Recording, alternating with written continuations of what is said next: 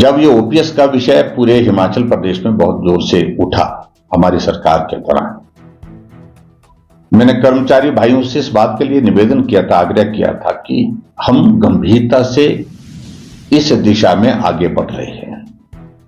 हमने इस विषय को बहुत प्रभावी ढंग से केंद्रीय नेतृत्व के समक्ष रखा है।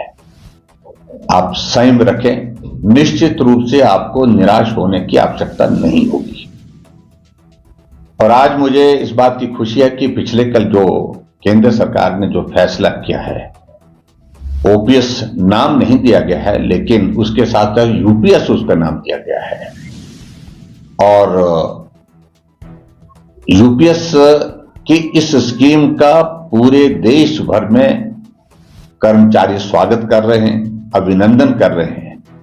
और मैं भी आदरणीय प्रधानमंत्री जी का, अपनी केंद्र सरकार का इस फैसले का अभिनंदन करता हूं, स्वागत करता हूं। निश्चित रूप से कर्मचारियों के लिए ये बहुत अच्छी खबर है और इस खबर के माध्यम से कर्मचारियों का भविष्य सुनिश्चित हो गया, सुरक्षित हो गया, ये मैं कहूंगा। देखिए, मैं समझता हूं कि पूरे हिमाचल प्रदेश में जो हालात बने हैं वर्तमान में सरकार के कामकाज को लेकर के, वो एक जगह है, लेकिन विशेष तौर से कांग्रेस की सरकार बनने के बाद मुख्यमंत्री सुखविंदर सिंह सुक्खू जी बार बार इस बात को लेकर के कहते रहे कि कर्मचारियों के हितैषी हम हैं, कर्मचारी हमारे परिवार के सदस्य हैं। आज भी उनका बयान में देख रहा हूं, इसी प्रकार की बातें तो ऐसी कर रहे हैं। और बहुत ज्यादा इस बात का जिक्र करते थे ओपीएस के मामले को लेकर के। ठीक है, ओपीएस एक मुद्दा था, उसका समाधान की दृष्टि से उन्हें कदम उठाया, उसका हमने न तब विरोध किया, न आज कर रहे। लेकिन उसके अलावा भी कर्मचारियों के बहुत सारे मुद्दे हैं जिन मुद्दों को लेकर के सरकार का रवैया जो है वह स्पष्ट नहीं हो पाया, नकारात्मक रहा, मैं कह सकता हूं। अगर कर्मचारी हितैषी है हिमाचल प्रदेश में कांग्रेस की सरकार, तो मैं ये प्रश्न पूछता हूं मुख्यमंत्री जी से, कांग्रेस के नेताओं से, आज ये कर्मचारी सड़कों पर क्यों हैं? सचिवालय के कर्मचारी रोजाना प्रदर्शन कर रहे हैं और जो कॉन्फ्लिक्ट जिस तरह की कर्मचारियों के बीच में और सरकार के मंत्रियों के बीच में आकर के खड़ी हुई है, मैं समझता हूं ये बहुत दुर्भाग्यपूर्ण है।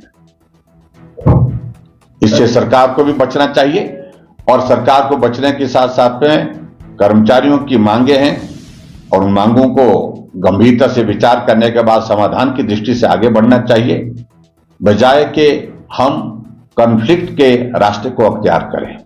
यह मुझे लगता है कि आज की आवश्यकता है। और निश्चित रूप से मैं इस बात को मैं कह सकता हूं, जो भारतीय जनता पार्टी की सरकार रही, उस सरकार के दौरान हमने कोशिश की है कर्मचारियों के सारे मसलों का समाधान करने की। सब मसले समाधान नहीं हो पाते हैं, लेकिन उसके बाद समय पर सैलरी, समय पर उनकी डीए, एरियर्स और इसके साथ साथ में जो पेंशन के लिए जो हमारे जो रिम्बर्समेंट का जो पैसा था, उसका हमने समय पर हमने जारी किया है। आज प्रमोशंस रुकी पड़ी हैं, एरियर्स रुके पड़े हैं, डीए रुका पड़ा है, मेडिकल रिम्बर्समेंट रुकी पड़ी है कर्मचारियों की। उन सारी बातों को लेकर के सरकार को करना चाहिए था, लेकिन मैं इस बात को देख रहा हूं कि कर्मचारियों के भी कई गुट आकर के आपस में कॉन्फ्लिक्ट होकर के लड़ रहे हैं। एक कह रहा कि हमें मान्यता दे, दूसरा कह रहा है हमें मान्यता दे। तीन जो है कर्मचारियों के तीन चार गुट बने पड़े हैं। तो उस पर मुझे ज्यादा कुछ कहने की आवश्यकता नहीं, मैं सिर्फ इतना ही कहना चाह रहा हूं, कर्मचारियों के जो जेन्युइन इश्यूज हैं, मुख्यमंत्री को बुलाना चाहिए, कर्मचारियों को उनके साथ बैठ करके बात करनी चाहिए, समाधान करना चाहिए। कर्मचारी हितैषी की भाषण तो बहुत हो लिए, लेकिन कर्मचारियों के हित में आपने 1.25 वर्ष के कार्यकाल में कुछ किया ही नहीं है, ये हकीकत है। आज समय पर कोई भी चीज कर्मचारियों को नहीं मिल पा रही है।